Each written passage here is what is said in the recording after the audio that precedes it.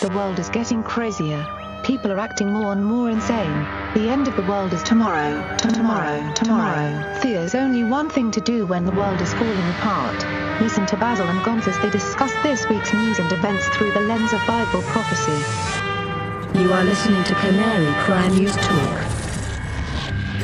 You are listening to Canary Cry News Talk, and today is September 16th, 2020, episode 243, and today, PROPAPANDA. Man, what a great title, Guns. Good job.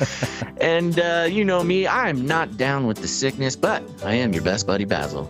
And this is Gons coming at you live on multiple outlets, including the highly suppressed Face Like the Sun YouTube channel, demonetized and not liked by Susan. Shadow banned. Also the Canary Cry Radio YouTube channel, dlive.tv/Canary Cry Radio, twitch.tv/Canary Cry Radio, and of course Periscope and Facebook. Welcome everybody. Yes. PROPAPANDA watch. PROPAPANDA. Which, by the way, before we go into anything, before nothing, everything. What? I don't know. I just want to mention that today is a special day. Bristol Zoo celebrates Red Panda Day with a new arrival. Shifumi is a 1-year-old female red panda. Cute. And yeah, they look like raccoons. They still look like raccoons to me. Red panda sounds like a mid-century derogatory term for Chinese communists. Yeah, it does. But they're so dang cute, Gonzo. I know. But PROPAPANDA watch. Yeah, so just to set up the PROPAPANDA, there is actual Chinese communist news today, but just thought I'd set it up since it's Red Panda Day. Well, actually, Red Panda Day, I guess, is September 19th, but close enough. Okay. Good enough for me, Gonzo. Well, any exciting news? We're a little short on time today, so we kind of got to zoom through some things, but we got to catch up. Yeah, just a real quick mention of Hear the Watchman presents Igniting the Fire, the Ultimate Solution. It's a virtual conference, September 25th through 27th. And I was just informed also that the Hear the Watchman Orange County in November 5th through 8th at the Hilton Irvine Orange County Airport. That's actually happening too. So for real, in person. In person, yeah. So wow. I don't know if I'm going to be able to really hang out at this thing because I'm probably going to have little baby Keizo.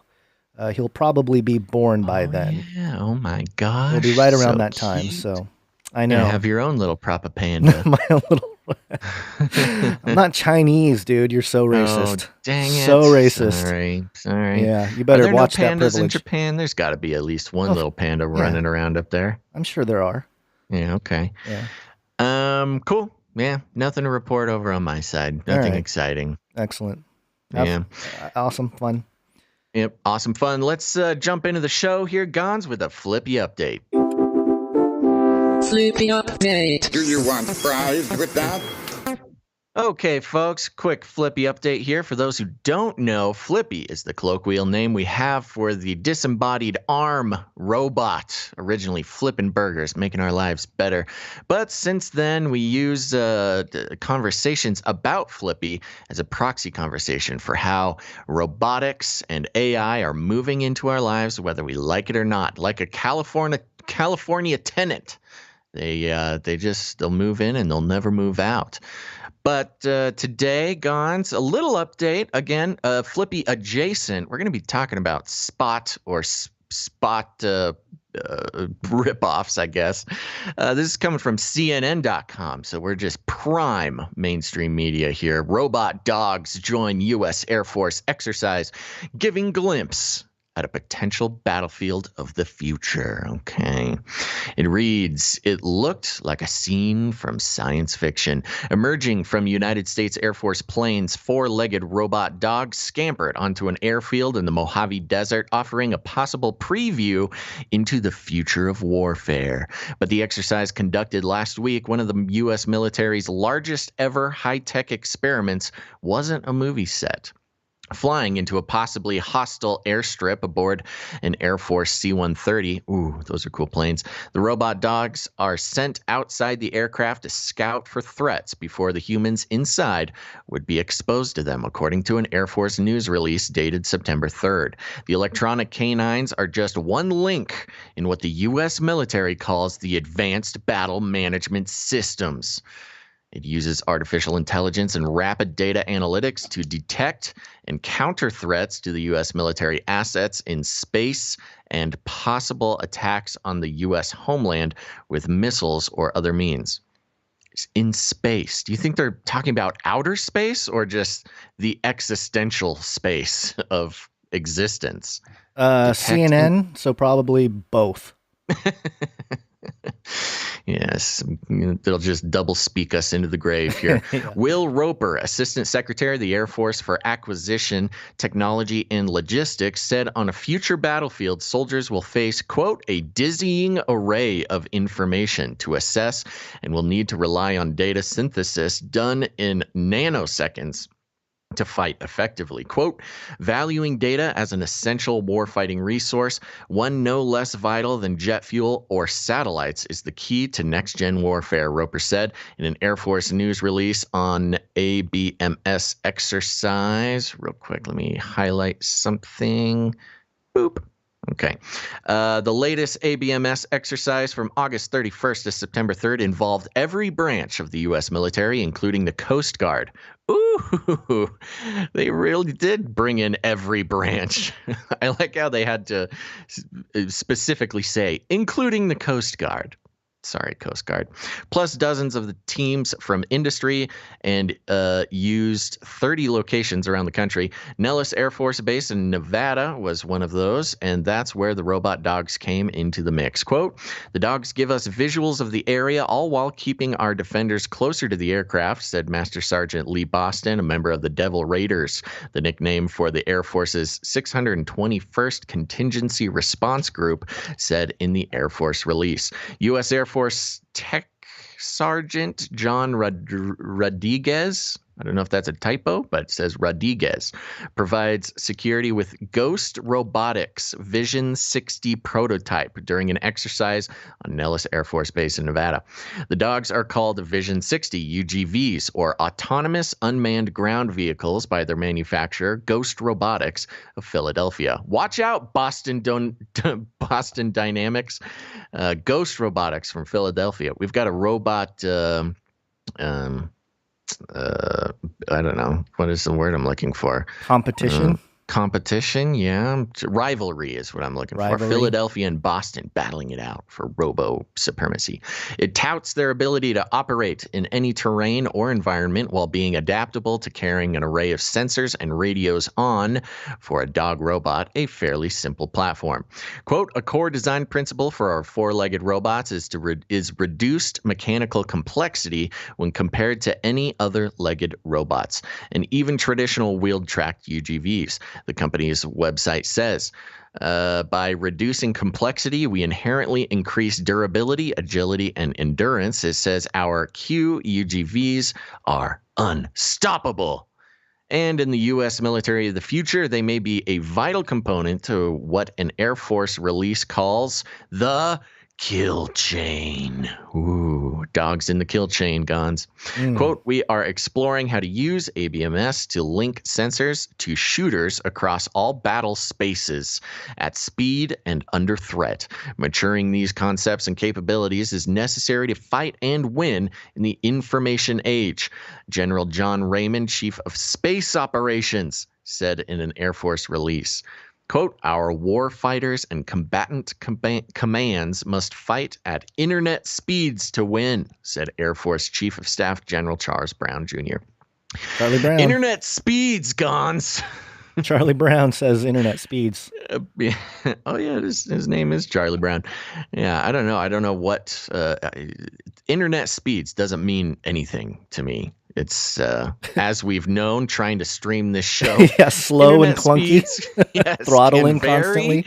Be incredibly impotent in their attempt to connect us with the world.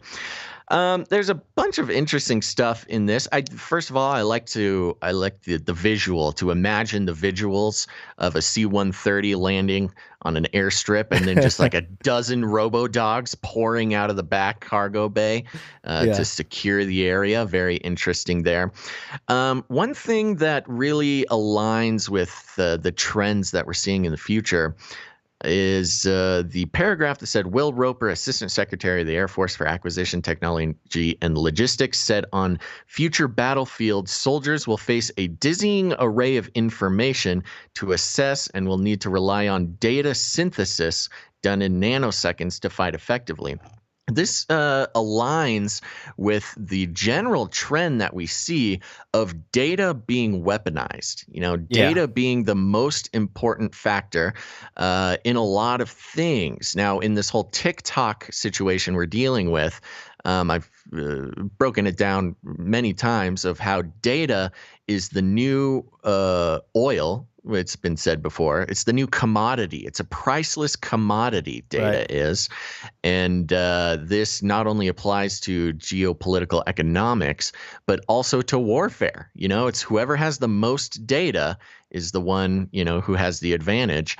And the military is all the sectors of our military, including Coast Guard. Come on, Coast Guard, you're included. Are going to be relying on data more than anything, more than bullets, more than, manpower, more than anything. It's going to be these data collection little doggies running around that are really going to give the U.S. the boost when it comes to war fighting. I was thinking of next gen warfare. Yeah, I was imagining these dogs on the coast, like going into the ocean, and I'm like, they can't live in the ocean, but they're probably fairly waterproof, and then they'll just keep walking, on the bottom of the sea, and they just I know. keep moving. And can you imagine an amphibious assault where just suddenly hundreds of these things start galloping out of the sea on a beachfront? That's like, Pacific Rim, except more crittery. And I find it... there's a lot of talk about the drones. We talk about drones a lot and how drones are going to be patrolling the streets. We saw that with some COVID stuff, flying around, buzzing around.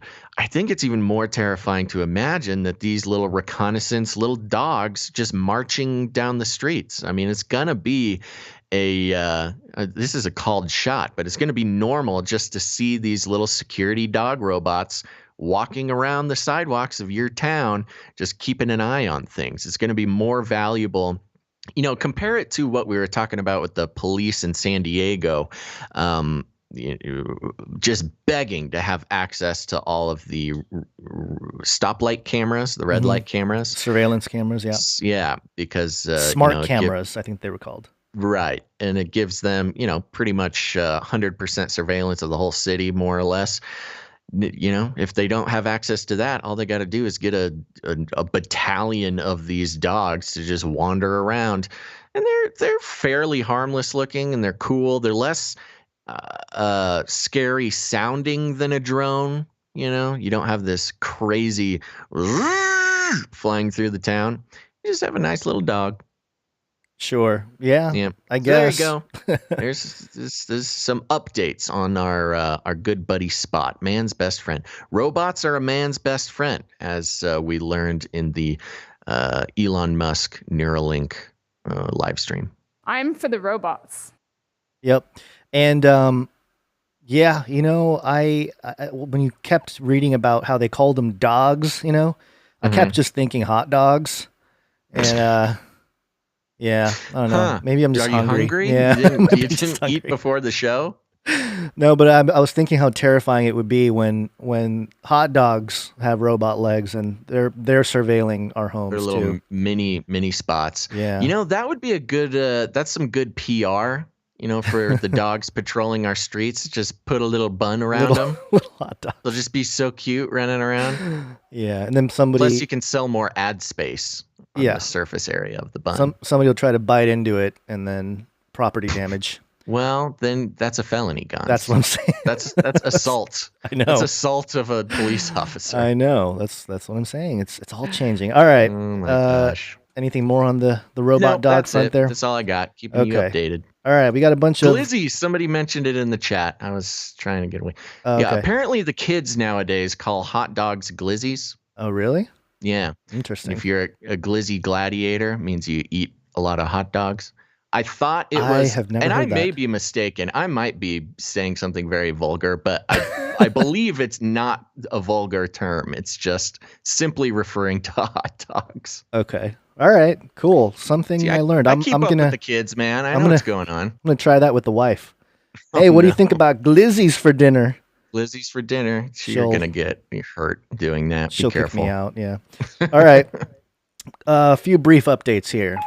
We interrupt this broadcast to give you a brief update. By the end of this timely interruption, you will be thoroughly updated. 33 is the number of completion of the Great War. Okay, we got a couple 33 updates. Obviously, 33, if you are familiar with the show, is a number that the elite seem to use all the time to signal to each other or to other elite or Freemasons or whatever's going on, but the number seems to pop up quite a bit. And this is HollywoodReporter.com. Reframe stamp awarded to 33 TV shows, including Killing Eve, Unbelievable, and Watchmen. I know they all seem to have a biblical undertone to it. Killing Eve, Sure. Unbelievable, like, you're not a believer. And then Sure. Watchmen, like a watchman. Yeah. So, just thought like that a was watchman. like an interesting headline with the 33 in there. Also, another 33 update, which this one I couldn't actually get into the article because it's I think it's New York Times or no, it was Business Insider. But they published an article. Here's the complete accounting of all 33 credible sexual misconduct allegations against Joe Biden and Donald Trump. Whoa. Yes. Interesting. And they say they found 33 instances where people accuse Donald Trump and Joe Biden of sexual misconduct. I don't know if that's like them together, like at the same time, or. Right. And I'm curious, I wish I could get into the article because I'd want to know the ratio, Like I mean, we can get into the article. You can try. I'll try. I mean, I don't know. Scan, see if there. I don't know how long it is. Well, I can try to get. Well, let's see. I think that's combined. Here's a complete accounting of all 33 credible.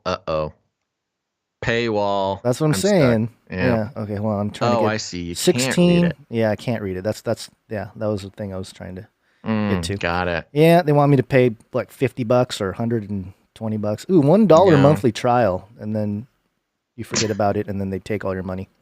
We No, should just thanks. do a podcast where we just wander the internet signing up for free trials. Good content. Okay, and obviously the West Coast has been burning. There's been a lot of interesting satellite footage of laser beams hitting fire spots and stuff like that. We'll get to that in a moment. But in the meantime, Burn it all. it was reported by OregonLive.com. Man arrested twice in 12-hour span for starting fires near I-205. Not once, but twice. Man was arrested on Sunday for intentionally setting a brush fire near Interstate 205 in Portland. Then, just hours after he was released, I don't know why they're releasing him, he was taken into custody again for lighting 6 more fires, according to Portland police. So there you go. He was booked into the Multnomah County Detention Center on charges of reckless burning and disorderly conduct, but was released. I just don't get why they're released. Why would you release him? Well, because that's just, I don't know, bail. He probably got bail. There's all these bail bonds, these bail funds coming out for Black Lives Matter people. I don't know. Maybe he was part of that. Who knows? And yeah, this goes into, there's a worrying situation with the fires, obviously, but all these arsonists are getting arrested. This guy twice. And when he got arrested the first time, gets out and lights 6 more fires. And it's really worrying, Guns, because I'm talking to some normie people in my life. And I'm just mentioning like, oh my gosh, did you hear about all the arsonists they arrested in Oregon? And nobody believes me. It's like this. It's crazy. There's mainstream. They're mainstream. I'm not even saying I care because it's mainstream. For them, it's mainstream, and they should be believing it. But it's kind of all wrapped up in this sort of weird mind control that Antifa is a what did they call? Not a rumor, it's a myth. Oh, they repeat what's his name from Washington saying the whole thing is a myth. Yeah, I want to say it was Nader or something. Nader, yeah. But yeah, a lot of them don't believe Antifa is real, and they don't believe these arsonists are real. And here's the thing. I personally, I mean, the sheriff's office in Oregon, a lot of the law enforcement who are doing the arresting of these arsonists are making statements saying we don't think these are Antifa related. You know, they're coming out very strongly saying like, hey, we are not reporting that these are Antifa people. So, maybe they are, maybe they're not, but it's already wrapped up in the mind control of, oh, no. There's no arsonists. This is climate change. It's all climate change. It's not arson. It's climate change. Yeah, we didn't show the footage, but Gavin Newsom was standing in front of this like charred forest, and he was like smiling and laughing. He's like, "It's climate change." He said, ridiculous. "Come to California." As he's standing in the hazy, apocalyptic hellhole of California, he's saying. He's got this huge smile on his face saying, come to California. We'll tell you about climate change. Come on back. Because people are leaving. Exodus. It's a mass exodus of California. He's trying to lure people back to his apocalyptic state by standing in a hellish battlefield. I know. And smiling his big, weird Newsom smile, being like, come on down. Yeah. Come on down to California, the land of opportunity. Yeah, we'll show you climate change. We call him gruesome over here. But that's good. Yeah. It says this re-education he wants to put on everybody. This arsonist was taken to a local hospital for a mental health evaluation and charged with 6 more counts of reckless burning. And then here's a sentence that's really interesting. Again, this is OregonLive.com. Despite at least 3 other arrests for arson around the state in recent weeks, local police departments and the FBI have roundly rejected and debunked rumors of widespread arson in relation to the massive wildfires that have burned in Oregon over the last week. So the local police and the FBI are like, nope. So wild, man. Nope. What? There's been like a dozen arsonists arrested? Something like that. Yeah, it says here 3 others. So, I mean, still. I think over the weeks, I saw one article that accounted for 8 of them, and then I've seen a few more come out after that. But who knows? Whatever. Either way, it's all a myth. Yeah, either way, I mean, they're out there, but FBI and the local police are like, oh, nope. All right, yep. So stay not on fire, West Coast. You don't know what you're looking at. What's driving that thing? It's not a space alien. Aliens. It's unidentified. UFO seen over New Jersey was really a Goodyear blimp. And I actually saw the footage at first, and it was kind of, I didn't know it was a Goodyear blimp. It was kind of compelling because you see like this guy, you see it in the background there.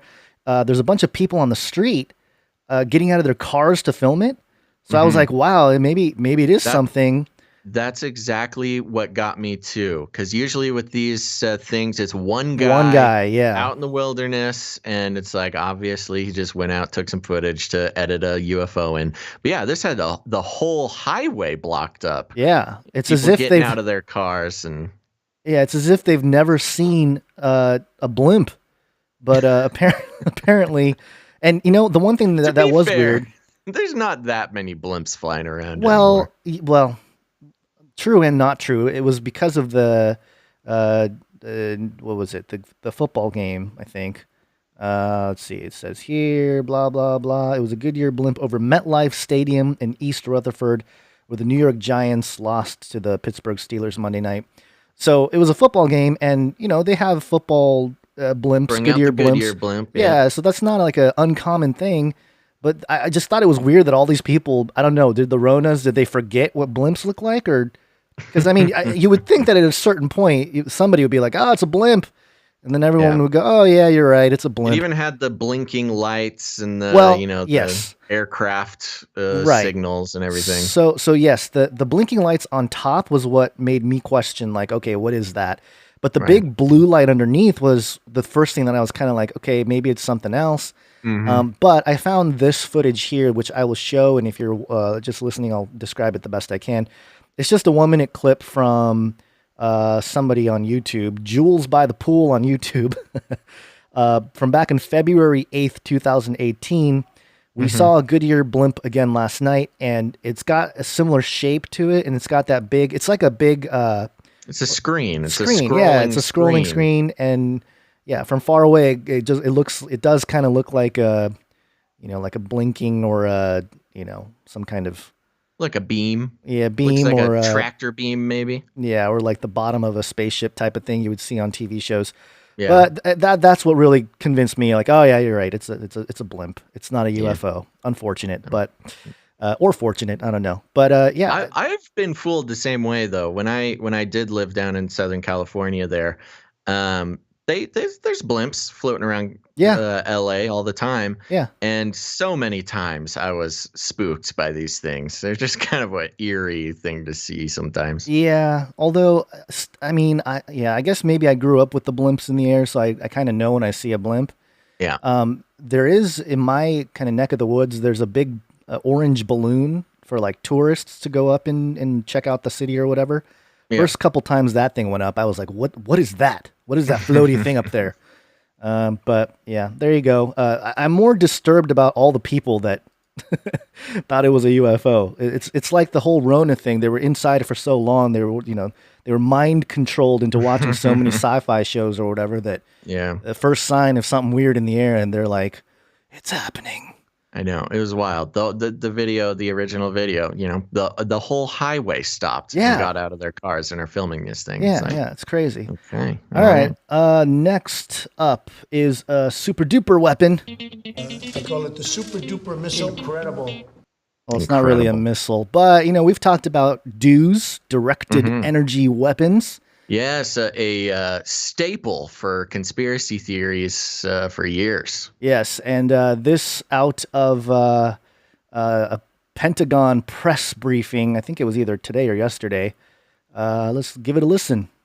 Meanwhile, in space, Moscow and Beijing have turned a once peaceful arena into a warfighting domain. They have weaponized space through killer satellites, directed energy weapons, and more in an effort to exploit our systems and chip away at our military advantage. There you go.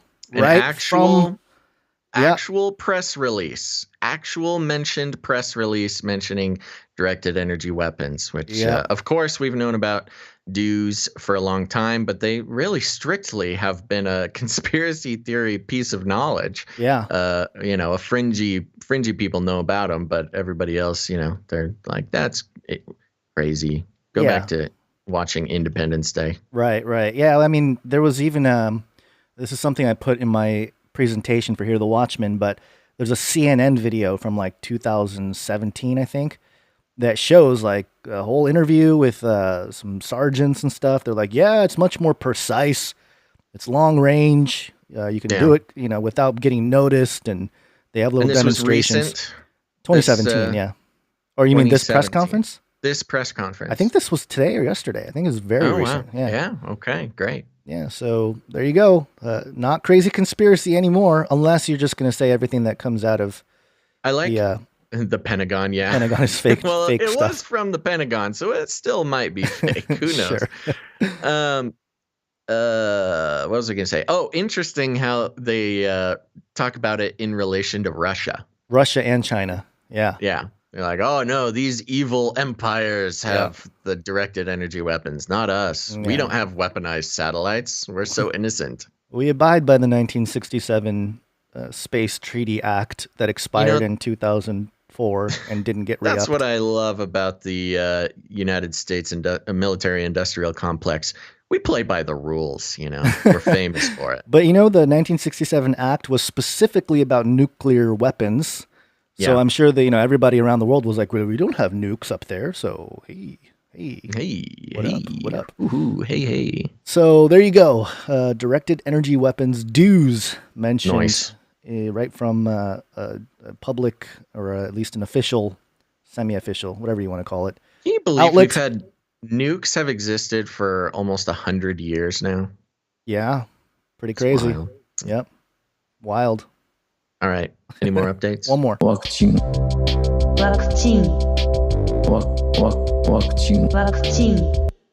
We reported how AstraZeneca stopped their trials because of some complications from some of their test subjects. But, one of the questions we asked when that came out last week was, what was the complication? Well, it's serious enough to halt the entire project. Yeah, according to Scientific American, which is part of one of our main stories coming up next here. According to scientificamerican.com, NIH very concerned about serious side effect in coronavirus vaccine trial. The test was halted when a participant suffered spinal cord damage, and U.S. scientists launched an investigation. Spinal cord damage, Basil. That's serious. How does that? What? I mean, that's pretty crazy. That's not a trivial side effect. We're gonna save all of you with this vaccine. Oh, sorry, spinal cord damage. I highlighted some parts of this article here. I didn't want to read through the whole thing, but it says here, AstraZeneca, which is running the global trial of the vaccine it produced with Oxford University, said the trial volunteer recovered from a severe inflammation of the spinal cord and is no longer hospitalized. And even that, I'm like, recovered and severe inflammation? Okay, all right, we'll believe you. But they're not releasing a whole lot of information. Transverse myelitis produces a set of symptoms involving inflammation along the spinal cord that can cause pain, muscle weakness, and paralysis. So, just doing the work, the being the subjects for the people. They're Get saving your shots, humanity. folks. The NIH has yet to get tissue or blood samples from the British patient, so he was a Brit, or she, and its investigation is, quote, in the planning stages. They're planning an investigation. Nath said U.S. scientists could look at samples from other vaccinated patients to see whether any of the antibodies they generated in response to the coronavirus attack or coronavirus also attack brain or spinal cord tissue. So what's really sad, actually? I mean, this is entertaining to hear, but it's also very sad because the people signing up for these trials, I mean, they are fully bought into the vaccination thing. I mean, I know. These are the people who will, the vaccines are totally safe. There's no problem. You crazy anti-vaxxers. I can't believe you would be so ignorant to think that there would be a negative thing about vaccines. So this person, in full faith of, science and the mechanisms behind that, the science industry, full faith person thinking this is going to be totally safe. I'm going to save the world. I'm going to be part of, saving humanity. And it's, science would never betray me. And then to be hit with such a very specific and dramatic side effect, it has got to be pretty startling to the worldview of this person. Well, they obviously didn't listen to this podcast, because if they had, I tried to tell you. Trying to tell you, man. Such studies might take a month or two, he said. The FDA declined to comment on how long it would take before it decides whether to move forward. So there you go. I mean, that's, one more paragraph here. More worrisome is a phenomenon called molecular mimicry, or mimicry. I don't know, mimicry. In such cases, some small piece of the vaccine may be similar to tissue in the brain or spinal cord, resulting in an immune attack on that tissue in response to a vaccine component. Mm-hmm. Such that be the case, another occurrence of transverse myelitis would be likely if the trial resumed, said Dr. William Schaffner, an infectious disease specialist at the Vanderbilt University School of Medicine. A second case would shut down the trial, he said. So there you go. It's possible that the volunteer's health problem was a coincidence unrelated to the vaccine, said Dr. Amish Adalja, a senior scholar at the Johns Hopkins Center for Health Security. Of course, he's going to say that because, Johns Hopkins are all in with the globalists and whatnot. The CIA medical apparatus. Yeah, pretty much. Did you say his name was William Schaffner?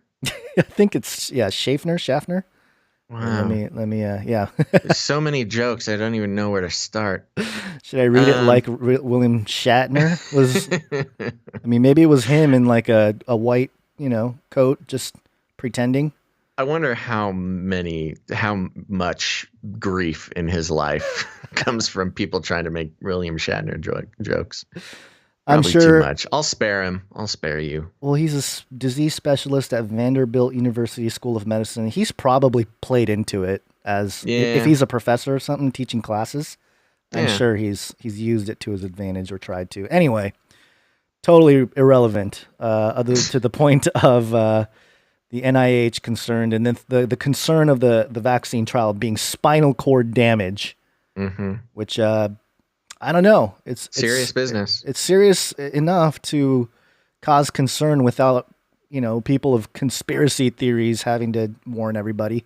Got to break a few eggs, Gons. Apparently, or a few spines. Yeah. All right. Ready to keep moving? Yes. Let's get into. This is another story from Scientific American, but this one is a little more troubling, I'd say. Science is truth. Science is truth. You heard it here first. ScientificAmerican.com. Scientific American endorses Joe Biden.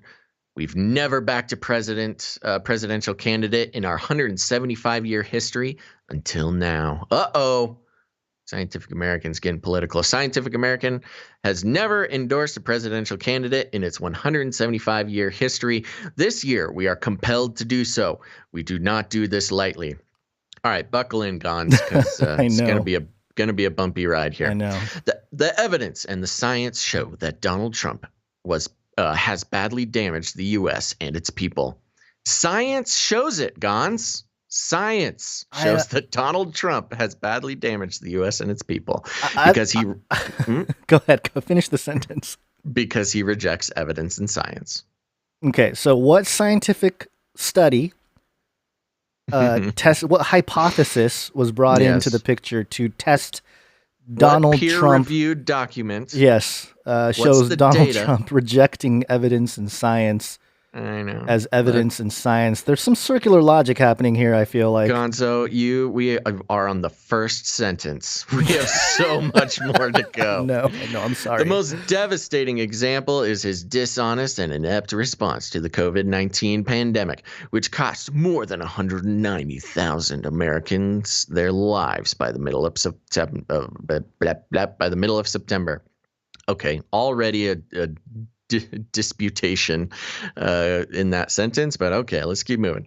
He has also attacked environmental protections, medical care, and the researchers and public science agencies that help this country prepare for its greatest challenges.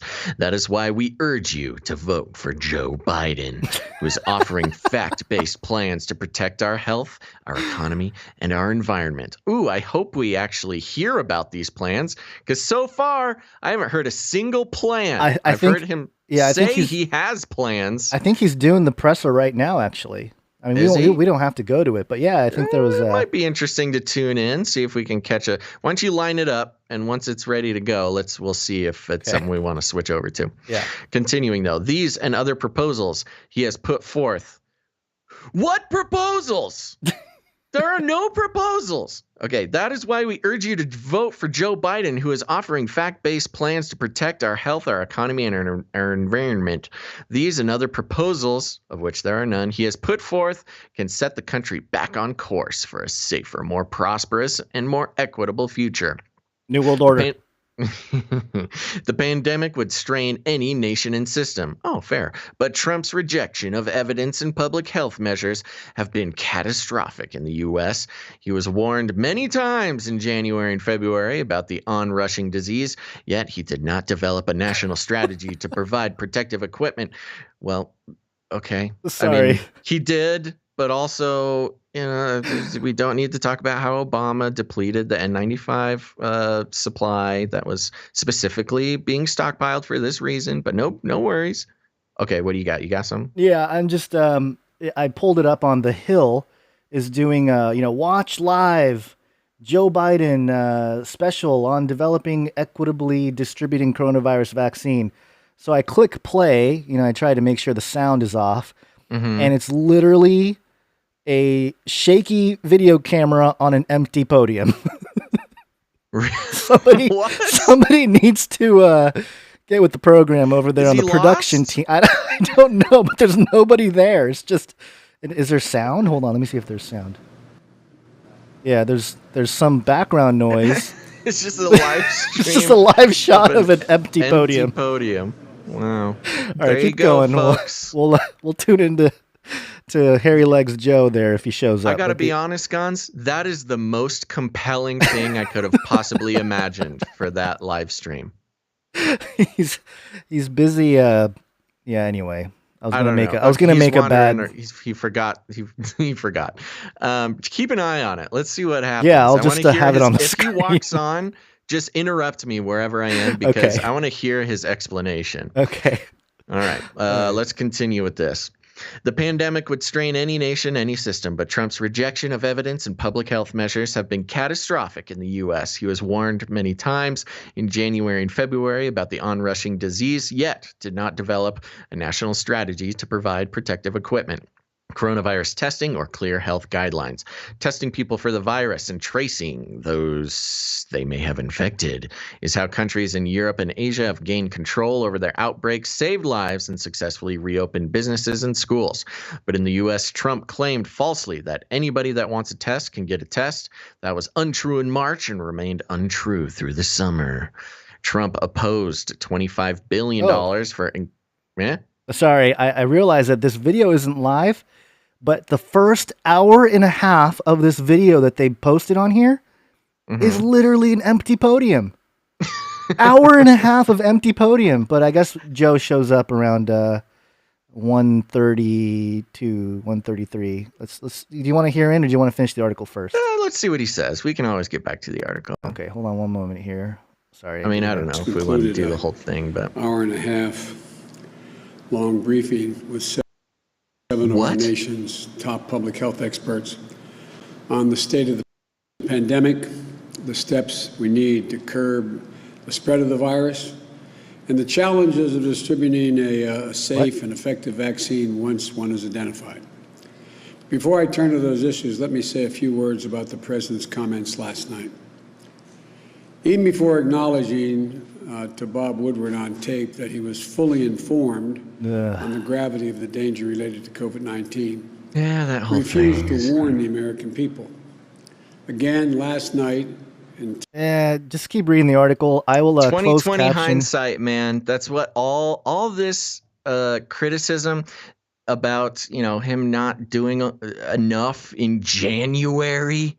Yeah. Even when he was, Democrats were in the midst of trying to impeach him. He, was on top of banning travel from China, et cetera, et cetera. It's all 2020 hindsight situation. Yeah. And it's nothing. It's nothingness. Anyways, moving on. Trump opposed $25 billion for increased testing and tracing. That was in the pandemic relief bill as late as July. Okay. Again, some misrepresentation there. He opposed a $25 billion relief bill because like 75% of it was pork not to be used directly for coronavirus purposes. But okay. These lapses accelerated the spread of the disease through the country, particularly in highly vulnerable communities that include people of color. Of course, we got to make this a racial thing, where deaths climbed disproportionately to those in the rest of the population. It wasn't just a testing problem. If almost everyone in the U.S. wore masks in public, oh my gosh, it could save about 66,000 lives by the beginning of December, according to projections from the University of Washington School of Medicine. Projections. Okay. Yes, projections. Now, keep in mind, we've had 190, allegedly. Of course, everybody on here knows the problems with these numbers, so we don't need to repeat them. But we're at 190,000 lives in let's just call it 9 months. And now they're saying we're going to lose 66,000, which would be, I don't know, 40%, 40% more deaths in a month, 2 months. Okay, whatever you say. Such a strategy would hurt no one. It would close no business. It would cost next to nothing. But Trump and his vice president flouted local mask rules, making it a point not to wear masks themselves in public appearances. So all the Democrats, Biden, Pelosi, what's her face?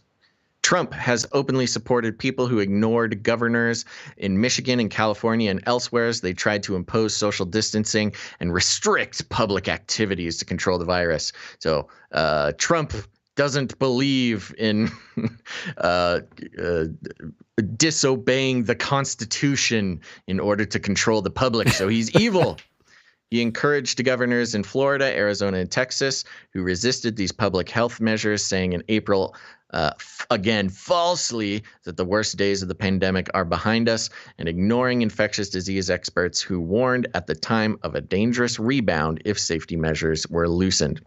And of course, the rebound came with cases across the nation rising by 46% and deaths increasing by 21% in June. Some obviously disputed numbers. Poor coronavirus motorcycle crash guy.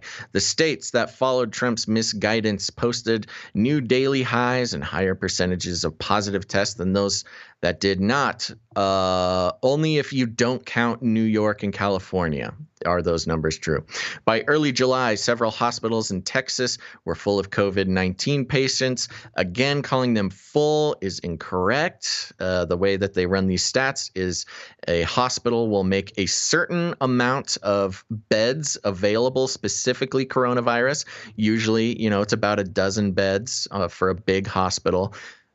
Not counting, the other couple hundred beds that they have. But if those 12 beds fill up, then they call it a full, hospital full of coronavirus patients. So there's some statistical lying there as well. States had to close up again at tremendous economic cost, but about 31% of workers were laid off a second time. Following the giant wave of unemployment, more than 30 million people and countless shuttered businesses that had already decimated the country. Again, the unemployment and the shuttered businesses are because of shutdowns, not in spite of shutdowns. So kind of flipping some double speak there, flipping the tables on the cause of closed businesses. At every stage, Trump has rejected the unmistakable lesson that controlling the disease, not downplaying it, is the path to economic reopening and recovery. Trump repeatedly lied to the public about the deadly threat of the disease, saying it was not a serious concern. This is like a flu.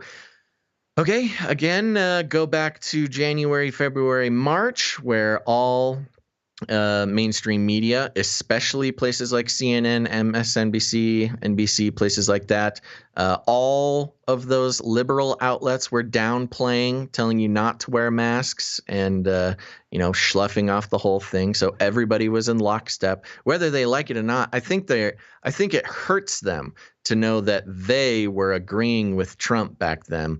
And so they got to, flip it on its head again. When he knew it was more lethal and highly transmissible, according to his taped statements to journalist Bob Woodward. His lies encouraged people to engage in risky behavior, spreading the virus further. And his lies encouraged people to engage in risky behavior, like rioting and protesting and gathering in hundreds of thousands out in the open and shouting at each other. And have driven wedges between Americans who take the threat seriously and those who believe Trump's falsehoods. The White House even produced a memo attacking the expertise of the nation's leading infectious disease physician, Anthony Fauci, Daddy Fauci, in a despicable attempt to sow further distrust. There's so much science in this article. I can't handle it. It's just so much science. Yeah. It's what drives me nuts about this article is every single not every single. I won't even exaggerate. The majority of the claims that they've made thus far are easily debunked by an individual who actually looks at those facts and claims individually without having the manipulation of statistics, by a media outlet. How's Biden doing over there? Anything interesting? No, I'm not. I'm not even watching it anymore. Okay. Yeah, I was trying to get the captions on there, but it's not. There's no captions, working. so yeah, I don't know what he's So saying. here's the thing. This article goes on for about 10 more paragraphs, and it's going to take us the entire show to go through it and respond to everything. Yeah. Did you have anything specifically highlighted or anything that you wanted to hit directly? Because I'm telling you, I mean, the whole article is exactly we won't be able to make it through in the show. Yeah, I know. I didn't have anything specific, but what I did want to point out is that this is a very prime example of the Smith-Mundt Modernization Act of 2013, where legalized domestic propaganda is in full view, and I was reading up on not just the bill, but some articles about the bill and a political science essay on the bill, which was taking up a majority of my morning. But it talks about the history of the Smith-Mundt modernization, or just the Smith-Mundt Act from 1948, and how they were trying to make sure that the propaganda that they used in foreign countries would not be used in against the U.S. citizens, and how information technology completely changed all that, and a lot of it became obsolete. So they had to try to create different parameters. There was a bill in 2005, Truth of the Report, or Truth of Media. I can't remember the exact name. Truth in Media. Truth in Media. It was something along those lines, and they were trying to create laws that would hold, outlets, not just the government, but a lot of the news outlets accountable for, a type of propaganda. And it didn't pass. They actually changed the language, and it got much less specific on things. And and the fact that so much of this, I mean, somebody paid for this. Somebody paid some people at Scientific American to endorse a candidate.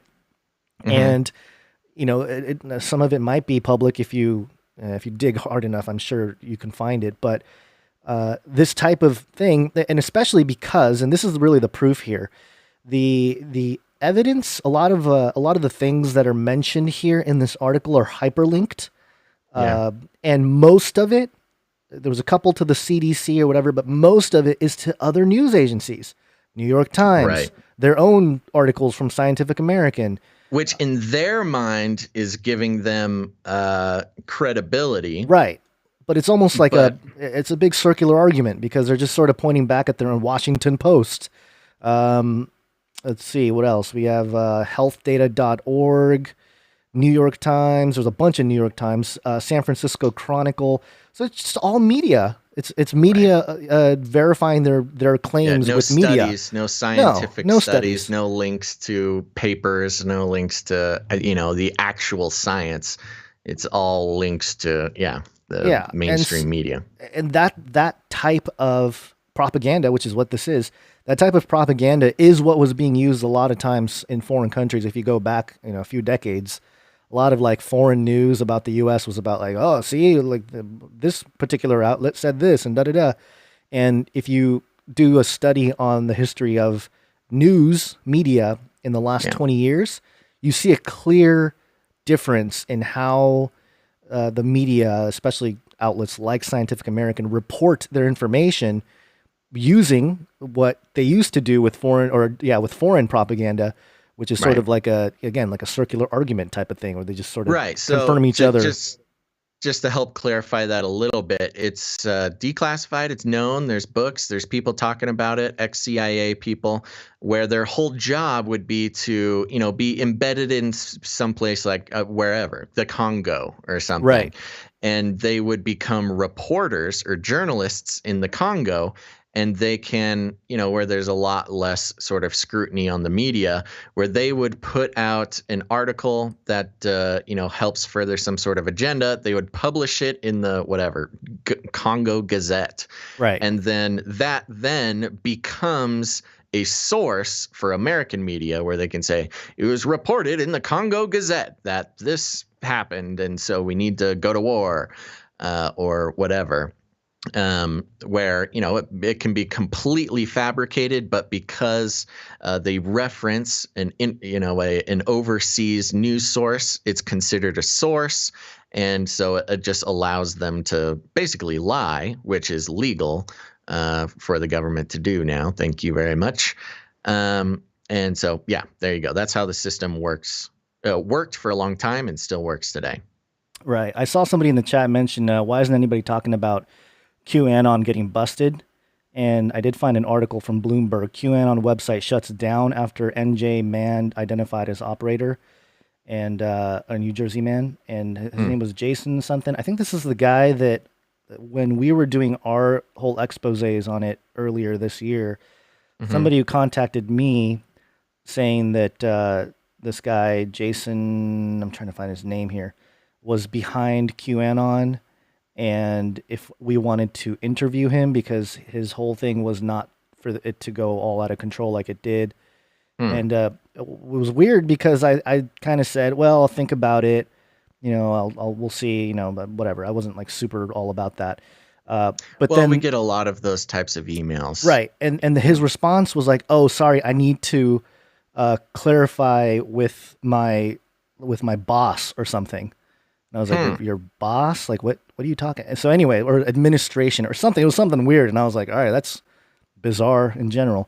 So I don't know. And I don't know what website went down. Like if a website, QAnon website went down, it doesn't mean the actual QAnon, which is supposed to be anonymous, is taken out. But anyway, sorry, sidetrack there. That doesn't make a whole lot of sense to me. Yeah, sidetrack. But yeah, yes, the whole you were talking about the how the propaganda machine operated overseas and how that methodology is now deployed in the U.S.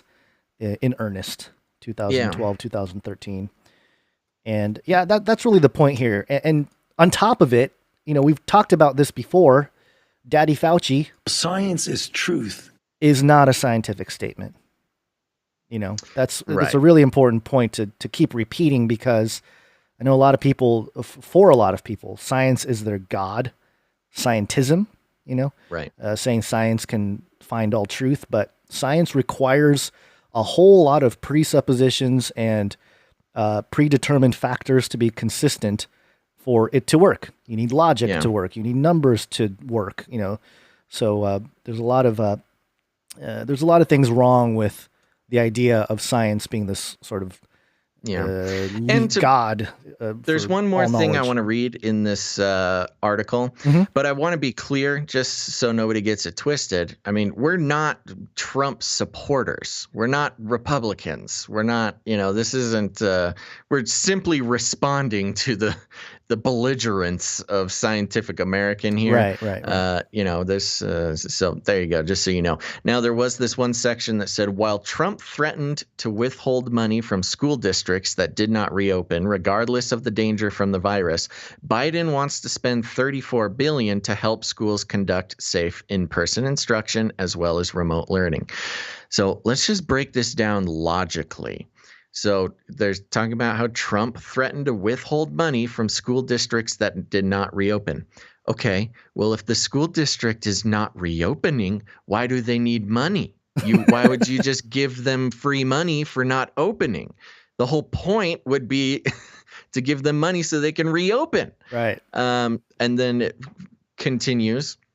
Biden wants to spend $34 billion to help schools conduct safe in-person instruction as well as remote learning. So what they're saying is Trump didn't want to give free money. He wanted to give money to schools to reopen, but he's evil. But Biden wants to give money to schools to reopen, so he's good. It's just like the rhetoric of this. The twisty, turny, double-speak, mind control nonsense, which is easy to, it's expertly crafted. Whoever wrote this is an expert in their craft, because you can put side by side, Trump wants to give money to schools who reopen, and Biden wants to give money to schools who reopen, right next to each other. And one is evil and one is, the Messiah. It's wild. Yeah. And it's pretty much propaganda, which is part of our new jingle here. State-sponsored propaganda machinery. I love that. That's my new favorite jingle, I think. Yeah, that's the second half of that is totally blanking on the name. Churchill saying propaganda machinery. State-sponsored propaganda machinery. Oh, good old Churchill. Yep. Oh, somebody in the chat says, I want to give money to Basil and Gantz. That's the best news I've heard all day. Thank you, producer. We'll teach you how to do that in just a moment. Okay. Well, I think we need to move on because time is a flat circle.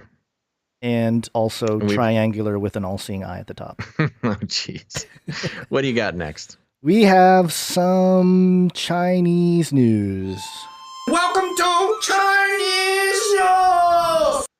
This is on distincttoday.net, but it was actually, I originally saw it published on New York Times, but I could not read it because of the paywall. China-backed hackers broke into 100 firms and agencies, U.S. says. Washington, the Justice Department said on Wednesday that a group of hackers associated with China's main intelligence service had infiltrated more than 100 companies and organizations around the world to steal intelligence, hijack their networks, and extort their victims. Whoa.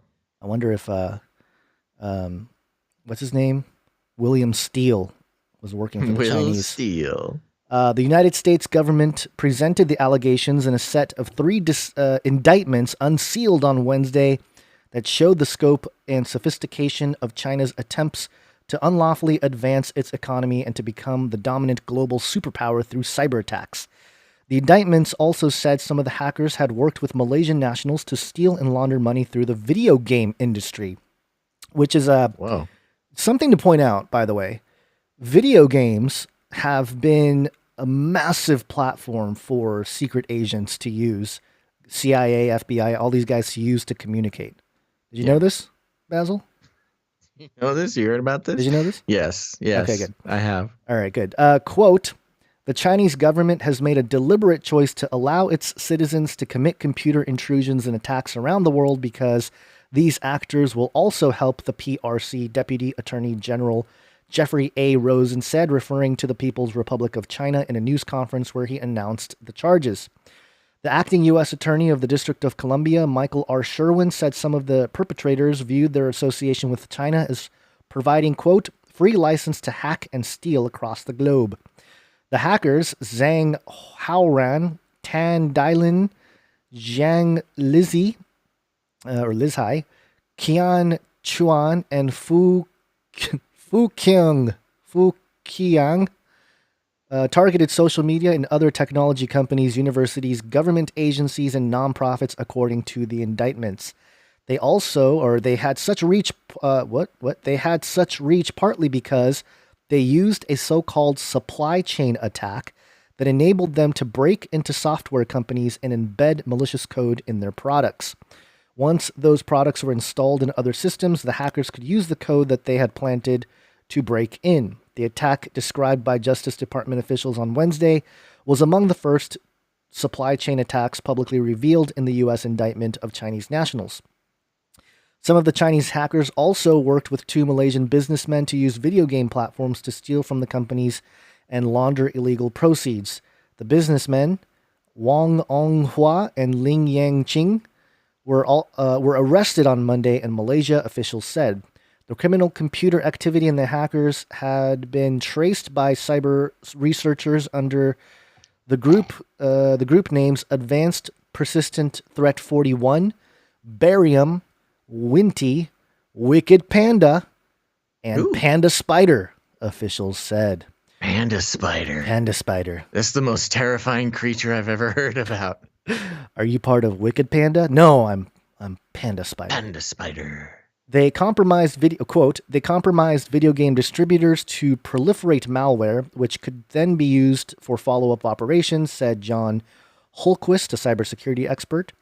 The group, known initially as Wicked Spider to researchers at CrowdStrike, the California cybersecurity firm, seemed to be hacking for profit, but started in late 2015. There was a notable shift.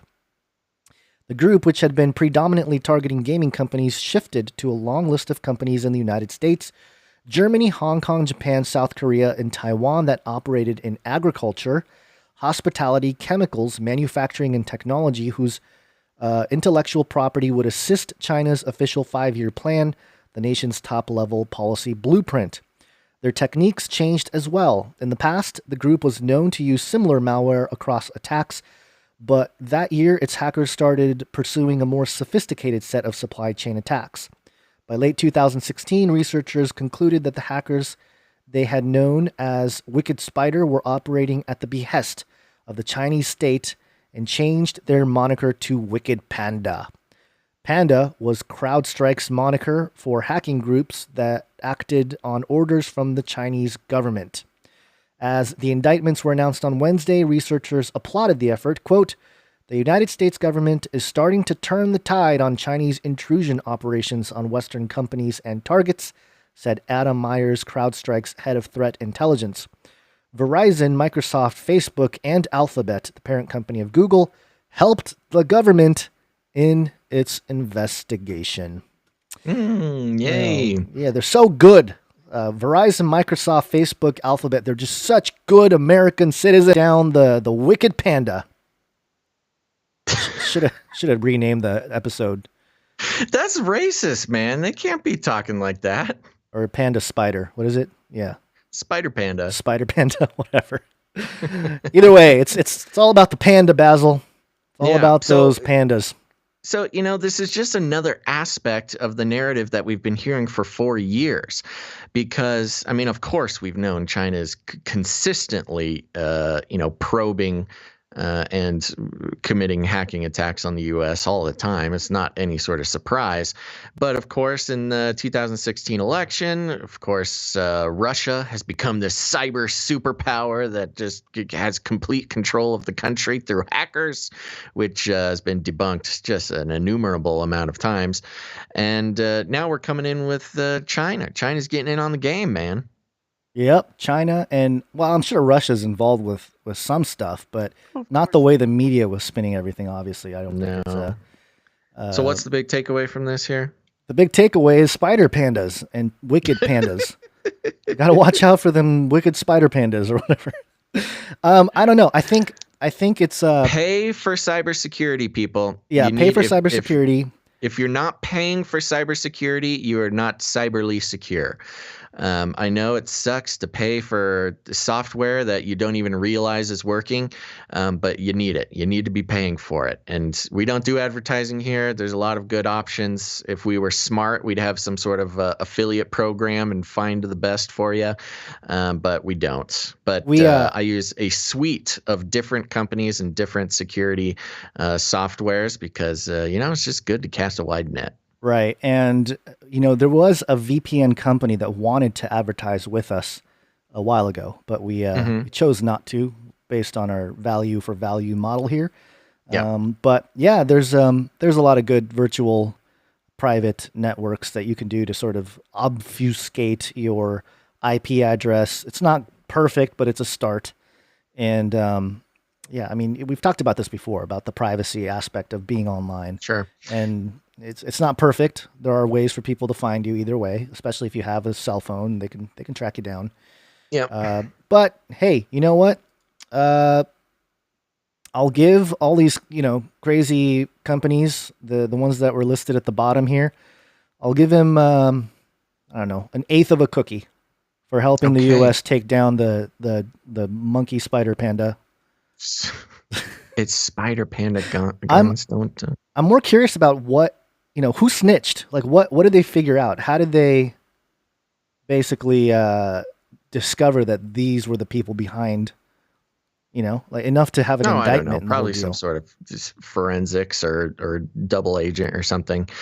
But, I'm going to say we should keep moving on the show because I'm looking at the time here. And you have a very hard out today. Yeah. Do you want to take a break first and then hit some beast system news, or what do you think? I think we can go through this beast system real quick here. It's not super long, but let me hit me with those jingles.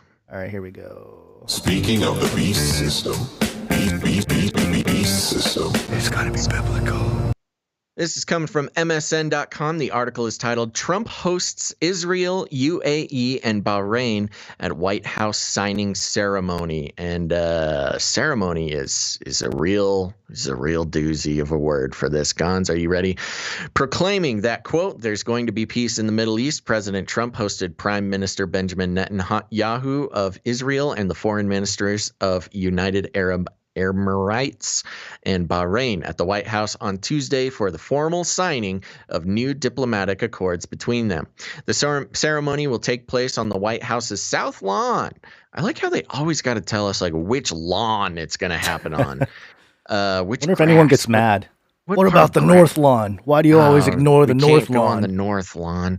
The ceremony will take place on the White House's South Lawn. Maybe it's like he's a racist. He's on the South He's lawn. on the South side. South, yeah. Confederate lawn, more like it. Huh, Trump? The ceremony will take place, oh my gosh, on the White House's South Lawn to mark an agreement that has become a focal point of the president's foreign policy message in the closing weeks of the 2020 presidential campaign. Although the details remain unknown, well, not really. I mean, the Abraham Accords, you can read them. The agreement will normalize diplomatic relations between Israel and UAE and Bahrain, including the establishment of the first embassies in one another's countries. Israel and the UAE recently announced the start of the first commercial flights between them. Until now, Israel had normal relations with only two other Arab states, Jordan and Egypt. The staging of the event seemed designed to invoke the scene 25 years ago in the same location when President Bill Clinton brokered an agreement and iconic handshake between Prime Minister Yitzhak Rabin of Israel and Palestinian leader Yasser Arafat. Interestingly enough, Gons, I grew up in the church, especially churches that had what is it? Eschatological view on things. Yeah, end timesy type of thing. So I was aware of a lot of the the signs to keep an eye out for, signs of the end times. And I remember, I must have been so dang young, but I remember when Bill Clinton brokered this agreement between Israel and Palestine. And, of course, back then I was a kid, it was all very simplified, but I knew that peace in the Middle East was like part of the steps of the end times. Mm-hmm. And so when I saw Bill Clinton, brokering this peace between Israel and Palestine, I was like, oh, that's it. The end of the world is coming. You're six and you're all, it's over. Yeah, let's see, I must have been around eight or 10, something around there. And I was like, oh, it's the time. It's happening. Anyways, moving on.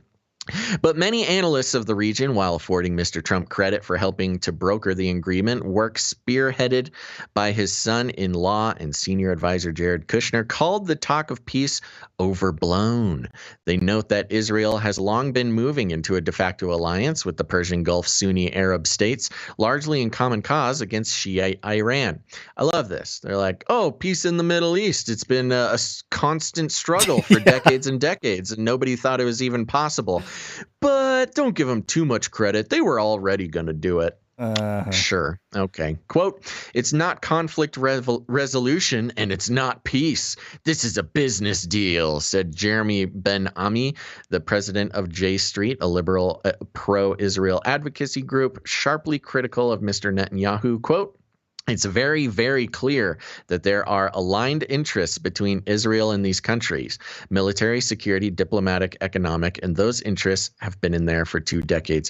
What does this man think peace is, if not a business deal? Yeah, that's what I was going to say. What in the world is making peace with a country if it's not going to benefit both countries militarily, security, diplomatically, and economically? What in the world is this guy talking about? Moving on, the quote continues, this formalizes that, but it shouldn't be overplayed as resolving a core conflict for Israel with its neighbors, he added. Israel's decades-old conflict with the Palestinians, he said, quote, remains unaddressed with this agreement. Okay, baby steps, man. Give him a second. Give the man a second to work. Meeting with Mr. Netanyahu in the Oval Office, Mr. Trump presented Mr. Netanyahu with a large golden key embedded in a wooden box that he describes as a key to the White House, a key to our country. Oh, geez. The quote continues, "You have the key to the hearts of the people of Israel," Mr. Netanyahu replied. "This is peace in the Middle East without blood all over the sand," Mr. Trump added, which I'm just waiting. Sorry, I'm trying to play this without the sound here. Oh, okay. This is yeah. I'm just waiting for somebody to call that statement racist. You know, the Middle East isn't just all sand, Trump. They have dirt too. They have grass. Right. Speaking on Fox News' Fox and Friends on Tuesday morning, Mr. Trump boasted that Tuesday's event was just the beginning of grander things to come. So there you go, Gons. I'm going to pause so we can talk about this large golden key, the key to the country, because I'm sure you have opinions about this. Well, first off, you know, I feel like Israel had already had some kind of cyber backdoor, at least assisting in the United States endeavors for a long time. Yep. But, you know, it's kind of weird to give the keys to the White House, the keys to the country, to a foreign leader. I mean, any leader. It could be, I mean, Israel, obviously, a lot there. But just anybody. It's a very strange thing. I mean, I was trying to look up, is there a history of this?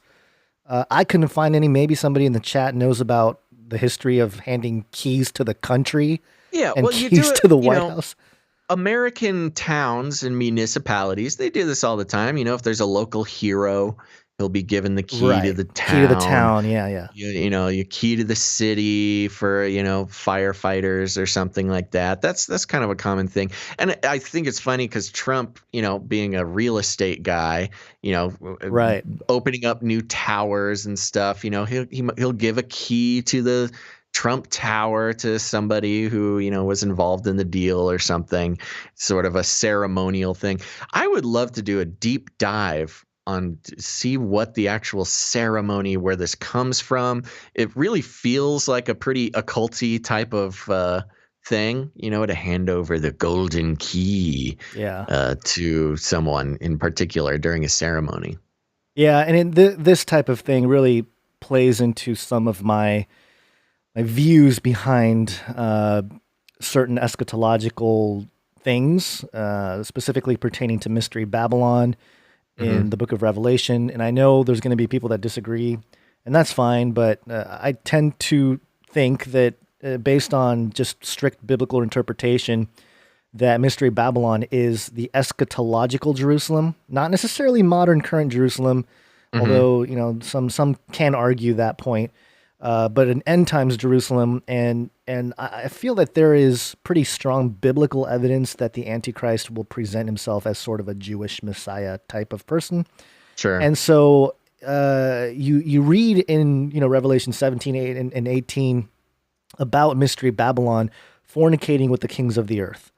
And, you know, it just reminded me when I first saw this, that's what first came to my mind. It was like, wow, this is truly and, you know, the biggest world power in the United States currently, you know, handing over the keys. Yeah, it's giving sort of unrestricted access, you know, in a ceremonial sense. And, you know, again, this Israel thing is so complicated. Yeah. And there's a lot there. But really, the president giving any country the key to the White House is pretty disturbing. I know. It's just a weird thing, man. It's oh man, we've got some naughty people in the chat today. We do. Yeah, about what this key might unlock. Oh, we won't get into it. Okay. But I see you, sinners.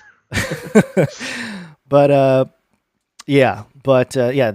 wanted to mention that because it with all the stuff that is happening with peace deals and, you know, new embassy in Jerusalem and all that stuff. There is obviously anytime Israel or the land that surrounds that area is mentioned or talked about, it's going to have prophetic undertones no matter what, because that's the geographical area where a lot of the prophecies are focused on. So, you know, it's just one of those things to keep an eye on. But in terms of symbolically, again, just strange. Keep an eye on this stuff. Yeah, I don't know. Like I said, it would be interesting to do a deep dive into the giving of the key thing. But there you go. The article goes on, and of course, just taking every opportunity to downplay this achievement of Trump, because we can't give him he's been nominated for 2 Nobel Peace Prizes for this. Wow. And yeah, 2 now. And of course, we can't let him have it. We can't let him have a win. We cannot let this guy have a W, apparently. No. Okay. I think it's time for a quick break, Gons. Quick break. Oh, okay, here we go. It's break time. Come on, take a break. Okay, everybody, don't go anywhere, because after the break, we got some more stories. Depending on time, we see what we'll get into, but definitely we'll keep you posted on a new beast system development about some self-powered biosensor medical tracking devices, which is especially relevant, I think. So stick around after the break. But before that, we want to thank some of our producers and new followers over on Twitch. Gons, you got your dinger ready? I'm going to zoom through here. It's preparing. It's ready. Prepping. There we go. Stevie. Thank you, Stevie. We got Rogan95. Joe Rogan? Finally listening to the show. Finally, Rogan. Come on, man. Miss Etiquette Essentials. Ooh, sounds like someone my wife would hang out with. I'm going to tell her you said that. You could tell her. That's fine. She'll Basil's embrace Twitter it. friend. Oh. I've got a Twitter friend following on Twitch. Thank you very much. Loop Dog the Free Frog. All right. Dog and a frog. Yeah, Mr. Wonderful Guy. Hey. Yeah. Lily 700. Lily. Kimmy Kimco. Kimmy. And that is it. Thank you to our new Twitch followers. We love it when you follow us on Twitch. It is one of the most reliable ways to get your notifications for when we get live. And their technology seems to be a little bit better than YouTube as far as the streaming quality goes, as well as the dependability of the platform. And we're not shadow banned and demonetized and. So if you want to support us, following us on Twitch is a great way to do that. And it's good for you. It's good for you. It's good for us. Good for everybody around. And Twitch has the best emojis. If you watch the chat go by, the Twitch users, they got just a wealth of emoji use that YouTube viewers just don't get. Next, I want to thank some producers of the show. That's right. We got producers, folks, because this is the real world. If you help support a piece of media to be created financially, then you are a producer. This is no donation, no alms for the poor, although it definitely is. But if you help support the show, you are a producer of the show. You can put it on your resume, give them our email. We will vouch for you. You can be a podcast producer of Canary Cry Radio. And to do this, you can head over to patreon.com/CCNT. That's a great way to do it. And here's the thing, folks. Just if you haven't listened before, let me explain it to you. We have had many of an opportunity to advertise on the show, but we have a deep spiritual and philosophical problem with advertising. It is one of the reasons why the world is in such shambles, and media and news and social media and everything is just a total mess. It's looking like a California apocalypse on the internet because of advertising. When you take advertisers' money, you are then held to account to be brand friendly. You can't say the things you want to say. You can't talk about the things that need to be talked about, all because of these advertisers' stranglehold on the media creators' content. And so we decided we shall not take advertising money. It was probably the worst business decision we've ever made, but instead we give people the opportunity to rebel against the mind control global theology that is advertising. It really is mind control. Those who have studied marketing, worked in marketing, you're literally just sitting in meetings trying to figure out how to mind control people into giving you their money. We're not into that. Instead, we try to create a quality show that brings value to your life. And now's an opportunity for you. Do some praying, do some soul searching. And if Canary Cry News Talk brings any value to your life at all, consider supporting the show because it's integrity. It's an integrity issue for us, and I believe for our producers as well. And you can do that by going to patreon.com/CCNT is a good way to do that. Gons, it's going to be a quick segment. I'm reloading here. Nope. As of now, 0 new producers on Patreon. That doesn't happen often, but it happens once in a while, and it makes me a little sad, but that's okay. You know, we're gonna do what we're gonna do. So no new producers over on patreon.com/CCNT. Shed a little tear, pour one out for the homies. I'm heading over to patreon.com/Canary Cry Radio, which is an alternate. Looking here, and nope, just deletions. Man, this is a hard month. So no producers on either Patreon account. But here's the thing, folks. If you don't like Patreon, that's okay. We've got canarycryradio.com/support. canarycryradio.com/support. That's right, everybody. canarycryradio.com/support. People don't like, if you don't like Patreon, that's okay. You can head over there. We've got PayPal options. You can come in for monthly support amount, or if commitment is not your thing, you can make a one-time donation in any amount. And there's some cryptocurrency and all sorts of fun ways to support the show that way as well. Gons, tell me, do we have give me some good news? Oh, I got some real good news for you, Basil, because huzzah! We had some people coming strong, some strong producers coming into PayPal. We have Nicholas coming in real hot. Nicholas, thank you very much, producer Nicholas. We also had Tristan come in with the producer shit. Tristan. And we had a $33 support, which people just picked up on. We did not request it, but people have been doing it. An organic movement. Organic movement from Steven. Steven, our 33 producer for today. Thank you very much, Steven. Steven! And last but not least, a huge donation that really, I almost fell out of my chair with this one, from Jason. Thank you, producer Jason. Thank you, producer Jason. You get the executive producership for today's show. So everybody thank all of our producers. Chat, let's go. Let's hear it for him. Thank you guys so much. We cannot do the show if it wasn't for our producers. And, was a little bit disappointed to see the Patreon numbers, but you guys made up for it on the PayPal. I'm seeing some chat, some people who are feeling convicted, and accusing us of shaming and blaming and guilt tripping. Here, you know what? That's on you, man. That's on you guys. Look, we do this show. We do it for free. We put it out. We do it a lot, and we do it. I think we do a pretty good job with it. So, we just got to do what we got to do. And if you're feeling convicted about that, just bring that to the prayer closet. Okay. Who else we got as producers, Gons? We did not have any jingles come in, but we did have artwork come in. One art, please. And, of course, it's from Ali. Ali. Gazzle and Bonds in the chat. And her artwork today, Basil Stabman Rosewater. with the one eye. You have little dinosaur arms. Okay. This is making sense now. I get it. Yeah, this I'm like a lizard person. Okay. All right. This is a episode specific. So if you're new to the show, let me explain this piece of art to you.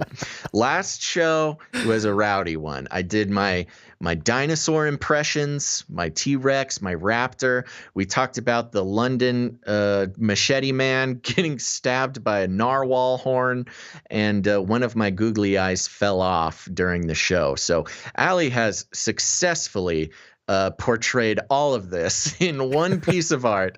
Basil Stabman Rosewater. There's me standing there. There's a cat at my feet. I've got velociraptor arms. Because of my great dinosaur impression, and me and the cat are Stab holding. cat. Stabcat. We are holding narwhal horns, ready to defend London Bridge from a machete-wielding terrorist. This one's great. It's the details that really makes Allie's artwork great. You have the SM for Stab Man on your chest, on your shirt. Oh, is that what that is? Yeah. Okay, yes, Allie, very detail-oriented. Thank you very much. Gazlin Bonds in the chat. Thank you very much. Always a pleasure seeing what gets produced by our youngest producer. That we know of. Yes. Yeah. All right. Thank you, Allie. And that's it. Yeah. That's all of it. Yeah. All right. Thank you so much to all of our producers. And please remember us again for next show, which will be on Friday. Friday will be kind of exciting, Gons, because I will be, for the first time, setting up the mobile video podcasting rig. Oh. Of course, I've done many mobile podcasts. I will be out of town, but don't worry, Gonzo. I know this is the first you're hearing about it. Yeah. I'll be out of town, but I will have the full rig with me. There should be no difference, hopefully. You're going to have the green portal in the back and yep, your I'm bringing the green helmet. screen. I'm doing everything. Oh, yeah.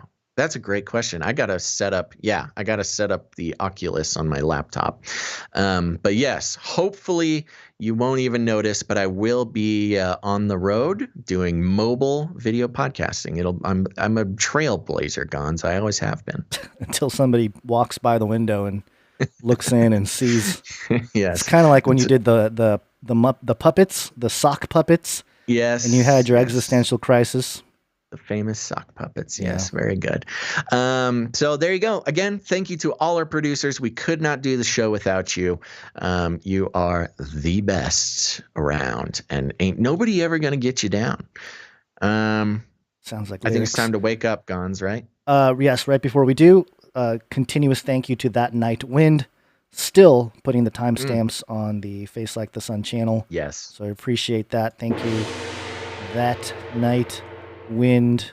And also, if you feel obliged, leave a rating and a review on Apple Podcast or any of the podcatchers that you are used to. And coming out of break. Yes, it's wake-up time. Hey, yo, wake up.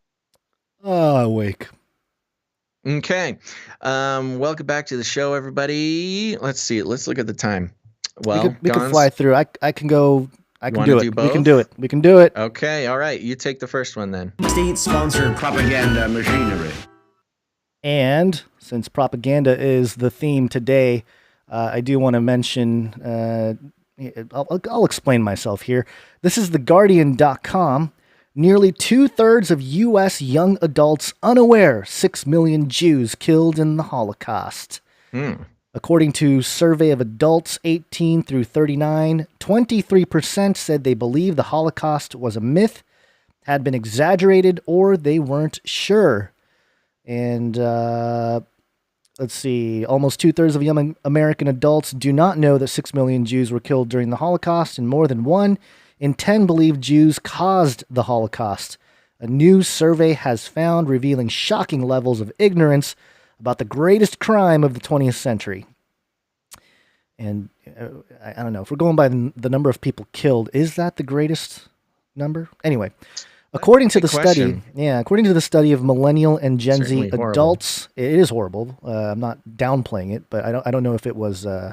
There's other regimes that did some killing. Yeah, Stalin. I forget the number of Stalin, but Mao killed 10 million of his people. Yeah, a good amount. I think it was more than 10 million. But anyway, according to the study of millennial and Gen Z adults aged between 18 and 39, almost half, 48%, could not name a single concentration camp or ghetto established during the Second World War.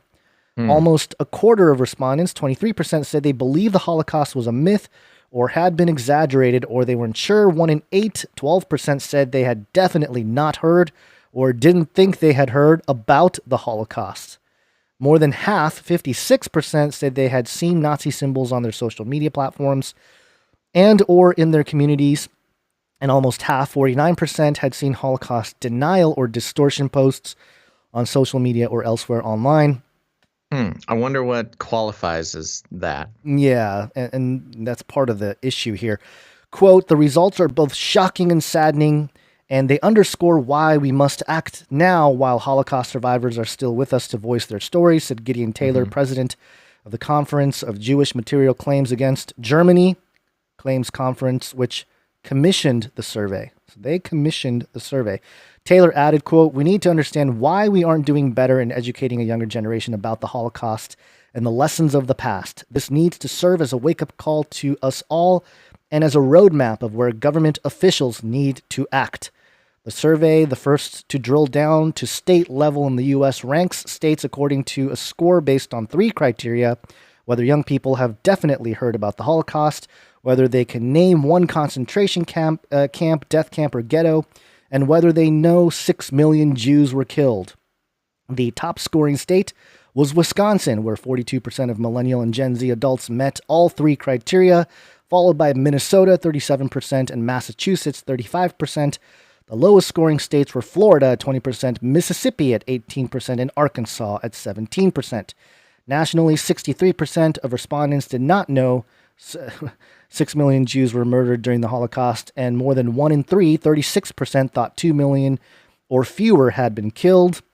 And it goes into some more numbers here, but for the sake of time, I'm going to skip to the last paragraph of this article, because so far it seems like, wow, we have a problem with 18 to 39-year-olds. You know, many of them haven't even heard about the whole Holocaust thing. Millennials. Yeah, we're just all dumb. We're just dumb millennials and Gen Zers. Technically, I'm a millennial. I'm getting old, but I am a millennial. You're an elder millennial. Yeah, one of the elderest. Data, this is the last paragraph. Data was collected from 1,000 interviews nationwide and 200 interviews in each state with young adults aged 18 to 39 selected at random. Now, okay, let's do some math, you know, because I'm Asian, but that's not the only reason why I'm doing math. I'm giving the benefit of the doubt here because the sentence here, data was collected from 1,000 interviews nationwide. Okay, that's 1,000, a survey of 1,000, and 200 interviews in each state with young adults aged 18 to 39 selected at random. I'm assuming they mean 200 interviews per state, because you can read that sentence and think 200 total interviews with a state that has, 18 to 39-year-olds, which is pretty much every state, I would imagine. Mm-hmm. So I'm going to assume that it's, all 50 states, 200 for each state, which gives you a total of 11,000 as a sample size being interviewed for this survey. Now, didn't you say it was 1,000? Well, it's 1,000 interviews nationwide. Okay. And then 200 interviews in each state with young adults aged 18 to 39 selected at random. What is the difference between nationwide and then each state? I don't know. Aren't the states included in nationwide? I don't know. I'm just giving them the benefit of the doubt here. I'm going with the big number, 11,000, because it could be 1,200. I mean, this survey could have been based on 1,200 people, but let's just say 11,000 people were surveyed for this thing. Mm-hmm. Considering that there's about 90 million Americans between the age of 19 and 39, this means that the conclusions of this article are based on 0.01% of Americans aged 19 to 39.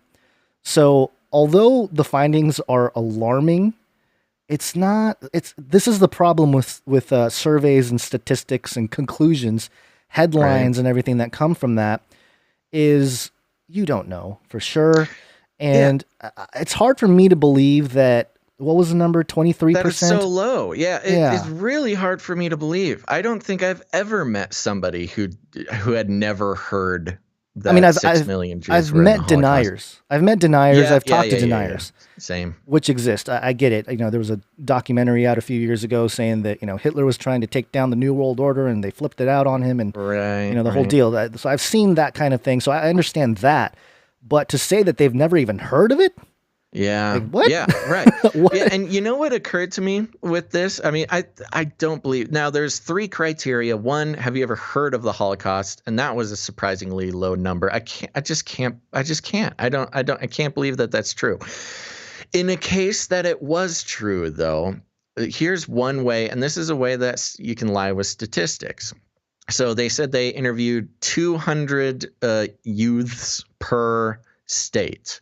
Now, if someone had the intention of getting these low numbers, it seems like you could specifically interview 200 young people who went to school in maybe a certain school district where they didn't teach it. Maybe they didn't. I don't really know how that works, but if there was a school district that had who didn't teach it or didn't, have a very robust educational program about the Holocaust, that would be an easy way to get some low numbers. You just contact kids that were in that school district. I'm not claiming that that's what they did do, but I'm just trying to understand how in the world you would get such a small number of people who had ever heard of the Holocaust, and maybe that would be one way to get those numbers. Yeah, exactly. You can target the sample. Maybe. I don't know. Maybe they did, maybe they didn't. Right. But that's, I wanted to bring that up because, again, with statistics, it's so easy to sort of, and you read the article and it looks like, the reader that's just reading this is going to think that these are hard numbers that are, conclusive and it's a full scale type of thing, because it makes it sound like it. Anytime you have an article and you write it, you're going to have that perception. But I'm going to go on a limb and say this is false. Yeah.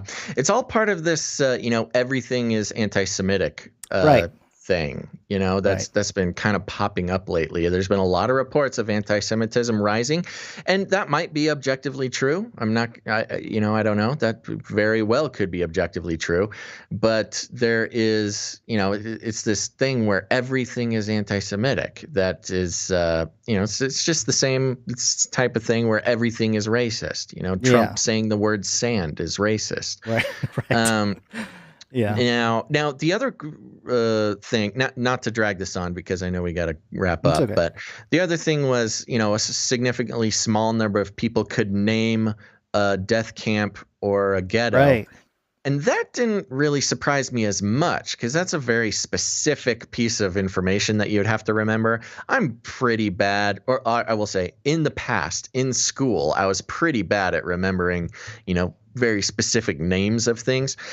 And of course, the one that sticks out, everybody would know, is Auschwitz. Been featured in plenty of films and TV and stuff like that. But but other than that, I can't really name any other thing. Now, their criteria was you just got to name one. I can name one. It's Auschwitz. Yeah. And maybe it's my own lack of knowledge or some sort of ignorance of it, or maybe I just didn't file it right in the right filing cabinet in my brain, that stuck around because there was no film about it or something. But that was a little bit less surprising just for my response to these statistics. Yeah, and the range from 18 to 39 is pretty big. That's a big age range because, that's some of these people can be parents to the kid. Yeah. And I will say, I think right now, 18 to 39, I don't think 18-year-olds qualify as millennials. So yeah, we're swooping in some Gen Z in there, I think. Yeah. But yeah, I don't know. Pretty interesting little factoid there, and certainly will be part of the conversation as whatever sort of cultural revolution in the United States comes out of all this stuff going on. That'll be part of it. Speaking of the beast system, beast system. And to finish it off here, Gons, we got medindia.net, self-powered biosensors as medical tracking devices. Wearable and implantable devices that convert biomechanical energy into electrical energy may not require batteries and charging, according to a review article. Recharging. The review. But yeah, what did I say? You said recharging. Yeah. The review article is published in the Biosensors and Bioelectronics. Okay, it doesn't say journal. I'm assuming that's a journal. The team reviewed the field from two perspectives, creating devices that have the potential to harvest energy and developing sensors that can power themselves. They said it, Gons. These little machines will be harvesting energy from our bodies. An energy harvester can create energy to power other devices, and self-powered sensors will be able to provide their own energy and serve as standalone devices. In some cases, the motion that generates the energy for the sensors may also be the data that the sensor is trying to collect. Quote, it can serve as a sensor directly because it can harvest energy, so it can provide the capability to monitor the motion, for example, the heartbeat or whatever the sensor is applied to, and then it can transmit that information from the environment or the body so that it can be analyzed. More precise healthcare and remote health opportunities could be made available through the sensors. Stretchable, piezoelectronic. Piezoelectric materials, solid substances that can accumulate electrical charges are found to be critical to this development. The materials need to be able to stretch and flex as human tissues flex and move. These devices could also include wearables on the skin surface. It can be used to track information from the skin surface in the form of heartbeat, blood flow, respiration rate, and other vibrating movements. The flexing motion of the moving muscles, which is generally a hindrance in wearable devices, could be used as an advantage with new materials. The flexing motion could create energy that would be used by these biosensors. These devices could one day be implanted in the body as advances in piezoelectric materials are rugged and flexible enough to withstand the body environment. Though they are rugged and flexible, so rugged, they are also sensitive and efficient to capture and convert very minute motions such as heartbeat and respiration. People generally think that these minimal motions cannot harvest energy. However, in the past decade or two, people have begun seeing the possibilities to generate large-scale signals from these movements. The team is also eyeing creating sensors that can perform double duty. They can harvest energy from the very bodily processes they have been designed to monitor. For example, a sensor could harvest energy from heartbeats and transfer the information about the heart to doctors who are monitoring a patient's cardiovascular condition. This is pretty spooky, Gons, in the context of chipping and tracking and cybernetic, cyborg, transitions. Just the philosophical and spiritual ramifications of having a device that harvests your energy in order to also track and do all the nasty things that the chips are going to do. It's just too much Matrix, man. Well, it's like directly from the Matrix. A couple things. First off, the piezoelectric I'm familiar with because as a guitar player, the piezo pickups are a pretty popular thing, especially in like acoustic guitars. You can throw in the piezo pickups to get they don't need sound. Batteries. I think some of them mostly do, but the other part of it is anytime I'd mention about like, hey, they're going to try to microchip you, blah, blah, blah. The pushback I get from normie types is like, yeah, but you're not going to be able to charge it. There's no way to charge something like that. Right. And so this here is pretty much saying, oh, it's going to harvest your own energy. And so you have this self-perpetuating device in your body. So there you go. Wonderful. There we go. Lovely. It's coming, folks. Coming for you. You don't need to take it out. You can just charge it with your own bodily energy. And now you have a symbiotic relationship between the device and your body, just like Elon Musk wanted. It's a literal parasite. It is. It's creepy. We laugh, but it's creepy. It will kill. Wow. It will kill. Well, there you go, folks. That's about it for today's show. Gons, any last words? I just realized that during the whole Joe Biden video that we played, it was just a blank camera on the stage for an hour and a half. And then he came out and said, like, just had an hour and a half meeting.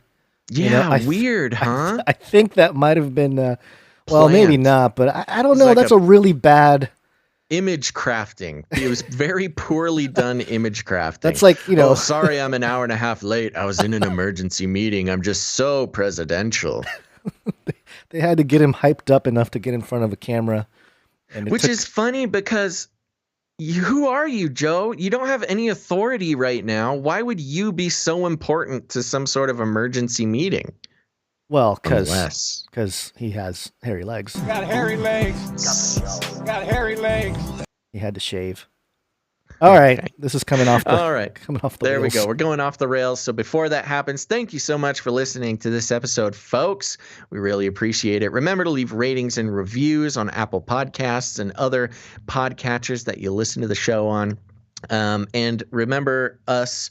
Potential producers, remember us for Friday's show. That'll be Friday the 18th. Yes, the 18th. So tune in then, and we'll be back sometime around 12 to 3 p.m. Pacific Standard Time. Don't miss it. Turn on notifications. Follow us on as many platforms as you can. Otherwise, you might just miss the show. So make sure to do that. Thank you very much. Thanks to all our producers. Allie, thank you for the art. Thank you, Nicholas, Steven, Tristan, and Jason, our producers for today's show. And that'll do it. Now, remember, folks, some of the best ways to support the show is you can become a financial producer. We need that. We can't do the show without that. You can send in art. You can send in jingles. You can send in songs. We'll have the Canary Cry mixtape at the end of the show, so don't skip out on that one. And all those things can get you a producership on the show. And we can't do a show without producers. This is the real world, folks. So thank you very much. And remember, another great way to support the show is to just share it with your friends and family. Just hit that share button, whether it's on your social media or just, text it. Text it to your mom who has a flip phone. I don't know what she's going to do once she gets it, but you can send it to her and just tell her how great it is.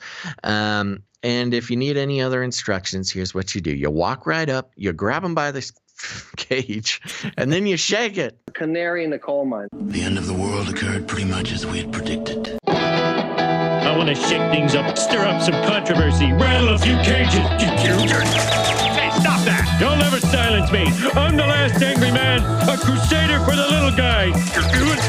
Leave the bird alone. Never. Rattle a few cages. Rattle a few cages. The human race will have every opportunity to improve. And if they don't? Ask Noah. Just ask Noah. That's right, folks. Again, thank you so much. Make sure to hit us on Friday, sometime between 12 and 3 Pacific Standard Time. That's a PM for those who are wondering.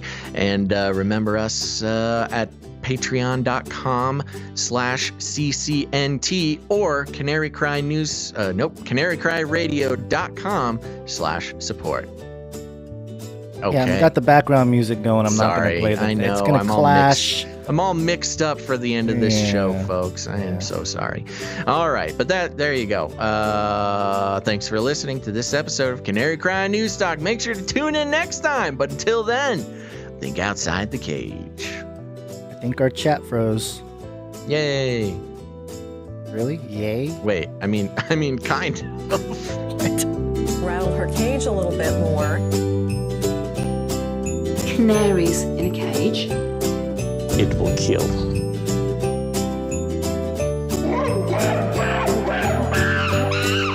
Burn it all. Stop this progress before it is too late. You can't handle the truth. Aliens.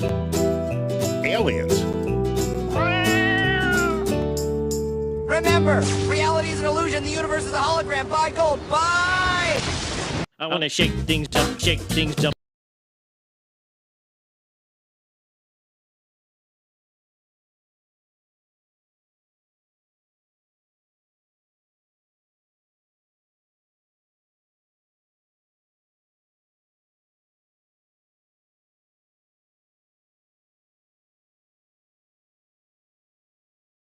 Crusader for the little guy. Well, we'll see about that. Whatever, Illuminati.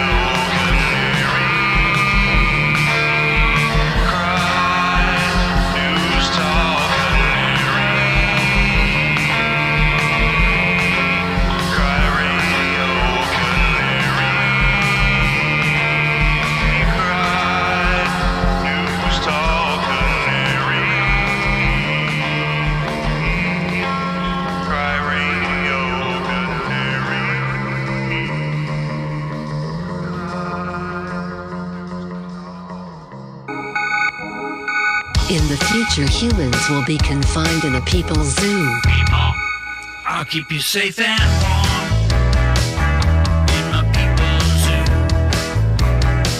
I'll keep you safe and warm now in my people's zoo. You, yeah, you in my people's zoo. I'll keep the cameras on.